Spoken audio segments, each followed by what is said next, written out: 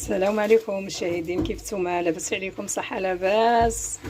العائله كلشي مزيان؟ عواشركم مبروك، الله يدخل عليكم الشهر ديال العيد الصغير ان شاء الله، يدخل عليكم بالصحه والعافيه. انا جيتكم فيديو جديد ونهار جديد واخبار جديده، حصريا صافي. مشيت نجيب الزيت جبرتو ناقص، قالوا لي ماشي ناقص، ماشي نقص، ماشي رجع بحال اللي كان قديم.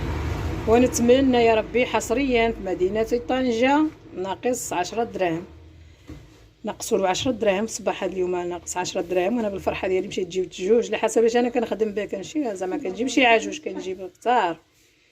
ونتمنى يا ربي يزيد ينقصوا منه، راه تقصحنا بهذا الضربه اللي ضربونا بالزيت والسميده وكلشي غالي.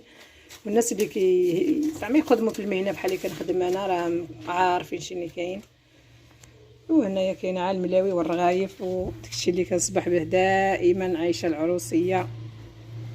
يا لاله وفرحي يا لاله، الزيت مش رجع كيف ما كان في طنجه وفي المغرب كامل، احياء المغرب كامل ويمكن في العالم.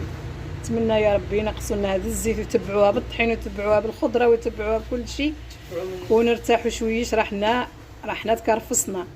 ونتمنى الحكومه ديالنا المغربيه تشوف بينا بعين الرحمه. راه حنا عيينا طيبنا. تحياتنا المغاربه فيما كانوا، صامدين. والله تعالى وتبارك يبعد علينا الغلا. وعواشركم مبروكه وعيدكم مبارك مقدما.